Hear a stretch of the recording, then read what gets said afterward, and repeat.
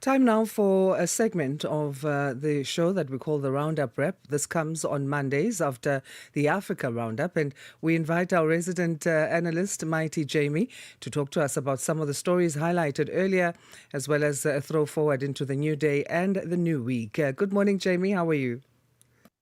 Good morning to you. Good morning to the viewers and the listeners. I'm good. It's hoping you had a weekend and you're ready to start the week on the right note. Yes, it was a quiet weekend, hoping for a great week ahead.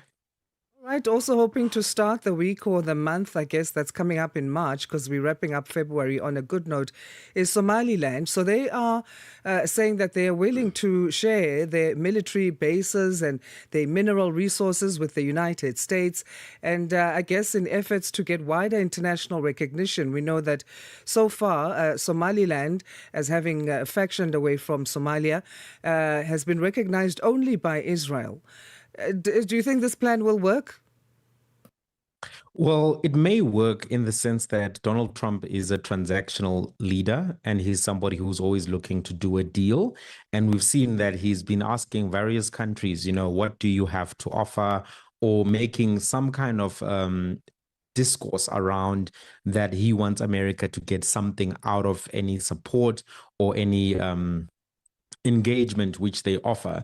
So prior to this particular moment, when the first recognition came from Israel, the US wasn't very keen to recognize Somaliland to go along with the Israeli position. And President Donald Trump had actually said that he was unlikely to follow suit. There are some in the Republican Party who are supportive of the position of recognizing Somaliland because of the issues that they identify with Somalia, and also because of the tensions with some of the people who are currently in Congress who are from Somalia, who they view as also working together with the government of Somalia or lobbying for the government of Somalia. So the Republican Party is kind of willing to go the distance and recognize Somaliland as part of the geopolitical pressure points. It's important to point out that one of the reasons why there is this geopolitical interest in Somaliland in particular is because it lies across the Gulf of Aden from Yemen, and Houthi rebels have often attacked Israel assets from Somaliland and from that Gulf of Aden. So for the Israel perspective, they view this as something that is going to be critical to helping them push back against the Houthi rebels. This is something that also would have interest for Saudi Arabia because they also have tensions and fight the Houthi rebels.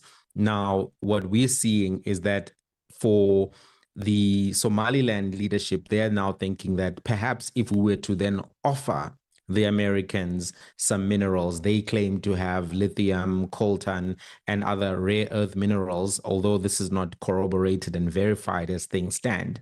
But they view this offer as being something that may help them to get the Americans on their side. And it's also critical to just notice and underline that they have been running the country from 1991 under, it's a self-declared region, but they issue their own passports. They have a lot of autonomy as things stand right now, currency, army, police. So even though they are trying to accelerate recognition, and even though Somalia and the African Union don't recognize this, they currently have a lot of autonomy as things stand, and it wouldn't be a stretch to have them being recognized as things stand, because if you have your own army, you have your own currency, you have your own passport, you have your own police force, you are operating effectively as an independent territory.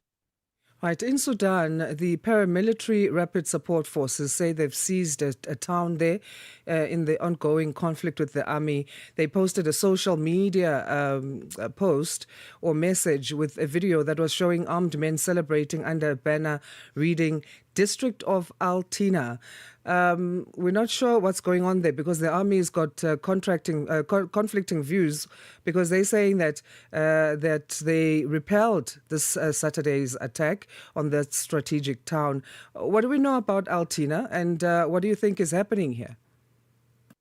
Well, it's one of the strategic towns or cities which is next to Chad, and it is something that everyone is trying to retain because it is a strategic asset. We've seen that there are various strategic points in West Sudan where there's been contestation because there's almost this fight for the control of the Darfur region, and this is part of that overarching contestation. Now, as it pertains to how can we get accuracy around whether or not the Rapid Support Forces have control of Altina or the Sudanese army has control of Altina, it's difficult to ascertain and measure at this particular point because, as you can see, the media access into Sudan is not like other conflicts such as Ukraine, such as Gaza. The media hasn't been able to access this area in the same way that they have other spaces, partly because of resources, partly because of political will. And as a result, you now have these two entities fighting propaganda wars through the media, and there's no way of independently verifying things. And everyone is trying to project strength. Everyone is trying to project that they're taking an advantage. The reason why they do this is because it may affect how seriously they are taken at the negotiating table. But we all have to remember that since this war began nearly 3 years ago, this was not the democratic will of the people. And, we do sometimes speak about this side is a little bit ahead, that side is a little bit ahead. And we don't underline that issue that the people who protested in Sudan were protesting for civilian constitutional government. They were not protesting to replace the Bashar regime with another regime, with a theocratic state or with a dictatorship. And as things stand right now, regardless of who ultimately ends up being at the top between the Rapid Support Forces and the Sudanese army, the question I think we still need to be asking ourselves is how do we recognize the civilian aspirations which led to the protests in 2019, which was that they wanted a civilian-led constitutional government, a democracy, and a secular state, not a theocratic state and not a dictatorship. But unfortunately, we still see these contestations, and it's going to be very difficult. The same thing happened with Babnusa when one side claimed that they had taken over Babnusa, the other side said, well, no, you've not taken over it. And there was a lot of media contestation. It would be much easier if we were on the ground or had a lot of journalists on the ground. But unfortunately, it's an active war zone with the kind of constraints also in terms of global interest. So this is why we are still here. So let's go to the European Commissioner now, Haja Labib, who visited Goma in the Eastern Democratic of Congo, describing the situation there as catastrophic amid the ongoing fighting. This is part of a regional tour to promote respect for humanitarian law.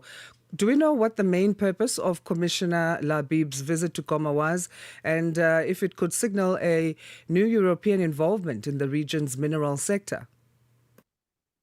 Well, yeah, I think the purpose of the visit was to start, I think, applying some diplomatic pressure from the European side and to also start getting some European involvement in this particular, conflict. And to hear the descriptions as catastrophic, to hear the descriptions as, potential violations of humanitarian law shows that the European Union is trying to now take a posture which actually is anti-Rwanda, anti the M23, and pro the government of the DRC. This is what they think is probably the best strategy for them to take going forward. And you can tell from the rhetoric of the European Commissioner in this instance that that's the direction which they're going. But not only was this the first European visit by an official delegation, what has also been happening is that Belgium and France have actually been training what are known as they call them the jungle battalions of the DRC National Army, the RDC. So they've been training the jungle battalions and preparing them to improve their battle prospects. And if you take it all together, the support of Belgium, the support of France in training the DRC troops, as well as these remarks by the European Commissioner Haja Labib, it does seem as if Europe is taking that posture now where they're saying, we're not going to side with Kagame, we're not necessarily going to also give a lot of space to M23 2023, we are now actually going to give more of our diplomatic support to Tshisekedi and the official government. That may be a precursor to a future position that they may want to take in the negotiations. It's also quite alarming that as things stand right now, even though she did meet with Kagame and also the Tshisekedi's administration, they haven't been speaking much to Joseph Kabila, and it seems that he has played a role here somewhat, to the point where the DRC government was saying that they want to press charges against him, and they did press charges against him and found him guilty in absentia. So it seems as if not talking to him means that there's still a lot more work to be done.